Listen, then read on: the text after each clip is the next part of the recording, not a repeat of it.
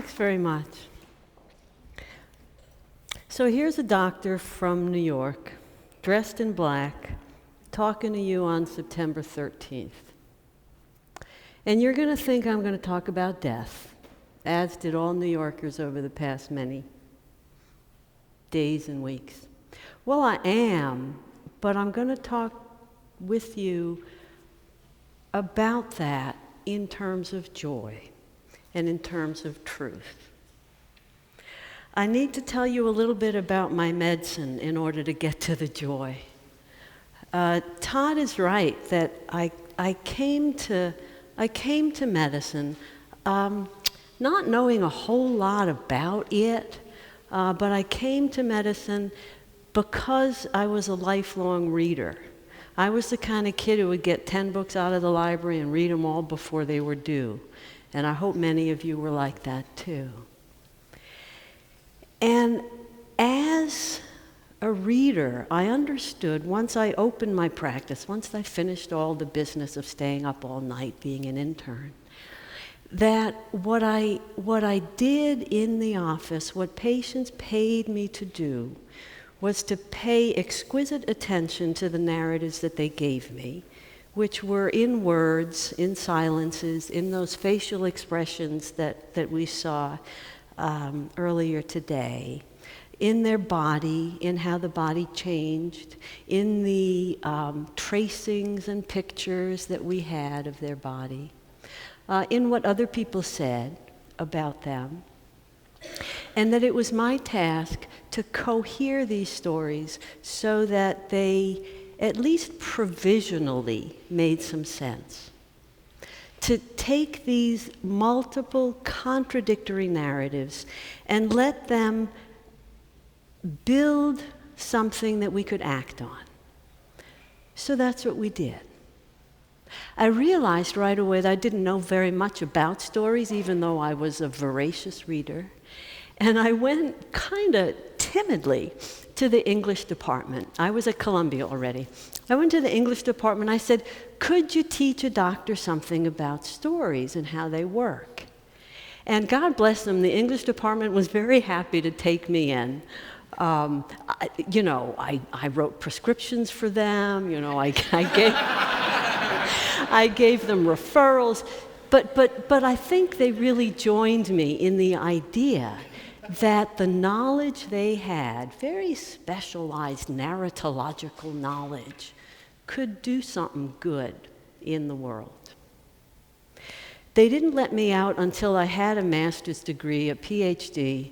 They let me write a dissertation on Henry James, who is my beloved author. And I want to tell you how the story training, awakening and nourishing my own sense of story, how it transformed my teaching and my practice.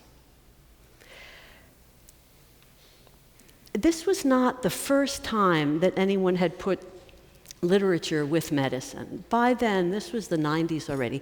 By then, there were persons in, I hope you know this, in philosophy, in history, in literary studies, in ethics, who had come into medicine, and they were all helping us to improve our practice based on human learning, as in addition to the scientific knowledge we all had.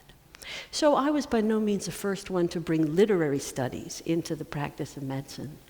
But somehow, by starting as a doctor first and then getting all this training in stories and how to understand them, I think I had a more, my sleeves were more rolled up in using this knowledge. So my colleagues and I at Columbia kind of invented or created a field that we called narrative medicine, which we defined very simply as clinical practice fortified by the knowledge of what to do with stories. So that with these skills in, first of all, having a sense of story, and then being able to recognize when someone is telling you a story, to absorb the story, to receive it whole, to receive all of it, including even those unsaid hints and guesses about what might be left unsaid, to absorb them, to interpret them, to honor them, and then to be moved by them, and to be moved by them to action. So this is what we called narrative medicine. We found very effective, economical ways to teach the skills of reading and writing and storytelling and receiving to medical students, nursing students, doctors, social workers, chaplains, patients, families, all the people who come in and out of hospitals. I'm assuming that some of you are from healthcare, either as professionals or as patients or as families. You know the kinds of silences there are in those elevators in hospitals. You know what happens when you pass someone in the hallway who has no legs or who's bleeding. You know that. Our challenge was to bring to these people, perhaps used to illness, perhaps hardened against it, ways to open their own springs of imagination, of creativity, of receptivity, so that they would not just not lose their sense of story, but indeed build it. There were amazing transformations in my practice. I work in a rather shabby clinic in Presbyterian Hospital, which is in New York, in the way upper parts of Manhattan. And as I improved my own capacity to read closely, where every word counts, I was able to learn how to listen closely, where every word counts. So in the office, when I saw a new patient, I wouldn't ask millions of questions anymore, like no doubt many of you have been asked by doctors. Typically what we do, faced with a stranger, is we kind of start at the top and work down. I'm sure you've had this. Do you have headaches? Do you have nosebleeds? Do you have trouble with your hearing? Do you have trouble with your swallowing? Do you have trouble with your breathing? And all the way down. And what operations have you had? And what allergies do you have? And what medicines are you on? So I learned not to do that. And instead to say, I will be your doctor. And so I need to know a great deal about your body and your health and your life. Please tell me what you think I should know about your situation. And when I did that, and when I let persons simply answer, instead of writing things down or typing or computing, I would simply sit in my chair, hands in my lap, and absorb what was being said. And what I learned right from the beginning is that persons were not only able, but deeply thirsty to give profound, detailed, eloquent accounts of themselves. They didn't always know how or how to start. One woman says, "You want me to talk?" Another man, one of the first to whom I made this invitation, started to tell me about the death of his father, and then the death of his brother, and then the trouble he was having with his teenage son. And then he starts to cry. I broke my silence. I said, "Why do you weep?" He says, "No one ever let me do this before." So a woman I just saw her a few days ago when I made a house call. But she's been my patient for a long time. She as anyone I speak about or read about knows what I'm to say, has read what I've written, and has given, as we say, informed consent for me to do so. So I'm not breaking any secrets. I certainly won't use her name, but she has, we have her blessings. She had breast cancer 20 years ago. She had a mastectomy, she had a lumpectomy, small operation. She was on medicine for 5 years. She was told she was cured. About a year ago, she developed a lump in that same breast. On biopsy, it was a new cancer. She was stoic about the recurrence. She underwent a mastectomy this time. It's a big operation. It was a disfiguring operation. She declined breast reconstruction. She said she was too old for that. And she recovered uneventfully from the surgery. But then she began to worry that the cancer would come back. She was in my office every other week. On the off week, she was in the office of the breast surgeon. She felt a new lump. She felt something funny under her arm. There was something not right about the scar. She was terrified that it would come back. We kept reassuring her, no, that's just how the tissues heal. No, that's your cancer markers. We did blood tests to make sure there was no cancer.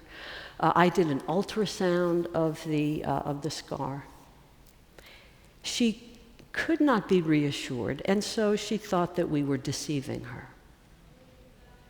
Finally, after another one of these exams, breast examinations in the office, I thought I could imagine what was deep to the scar. I leaned back against the sink in my office. I told her I thought I understood what the fear was. I told her I thought what she feared was that she would die. That she had the courage and the vision from these two illnesses to know what many of us know but refuse to really face up to, that is simply we will die. I told her that I thought she was in the glare of this knowledge. I said, we don't know what will end your life. Your body may well harbor now the disease that will do so. It might be the breast cancer, it might be something else. But we know something will take your life. I said, I couldn't do more than we had to assure her of her health, but here is something I could do. I could stand with her in the glare of that fear. And right after that conversation, I'd check back with her by phone. She said she felt much better. She felt much more relaxed. She wasn't worried the way she had been, and she was sure that I was right. Now, the way I knew that, the way I came to understand it, is that I'd been writing about her, and I'd been showing her what I wrote about her. And in that way, we made contact through her illness, through her fear, through the glare of death that was there now in the room with us, as it always is. But there it was in the room with us. And we could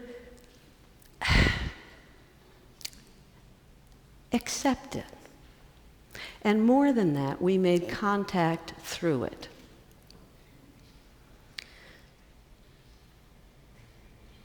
It helped me and this woman to understand what medicine is for, and even bigger than that, in excess of the medicine, what ordinary living is for.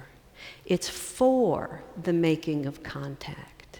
It's through the contact. And of course, illness exposes, so that I'm privileged as a doctor to be in situations where there's very little separating me from a patient. Do you see what I mean by exposes? You're down to the floor of who you are in the presence of illness. So not only did we kind of help the immediate problem with her own fear, but we made enduring, lifelong contact, the two of us. This is possible all the time. This is possible all the time.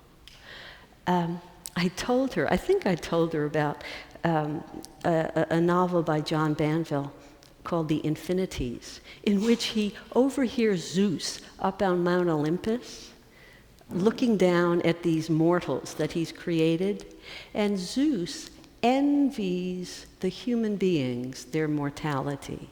He says, it's your death that gives your lives meaning.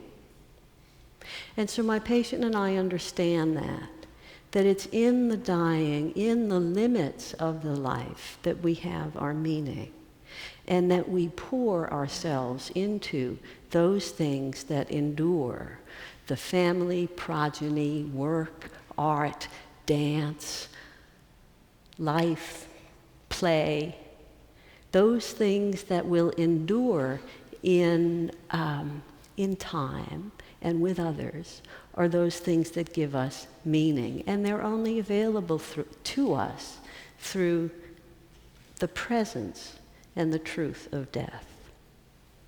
When I say, what is medicine for? My patients have been able to teach me, as have my students, what it's for. When we teach narrative medicine in groups, it doesn't matter who, doctors, nurses, chaplains, patients, families, we all join together in a clearing. These narrative storytellings help us to form clearings. You know, in the forest, when the trees kind of thin out and it's moss and it's ferns, and we're able, many different ones of us from often rather divided camps, can come together in the clearing of storytelling, and within the clearing of this human gift of mortality. And that's where the truth is exposed, and that's where the freedoms emit. What medicine is for is to donate the expertise, to an act of fidelity, to give someone company, and to form staunch, sturdy affiliation within our clearings, within our dyads, within our shabby clinics, so that no one has to be in the glare of sickness or even the glare of death alone. I'm fortunate to be a doctor to be able to do this. Anyone in any enterprise has the chance for making contact, as in this room, a clearing. Thank you.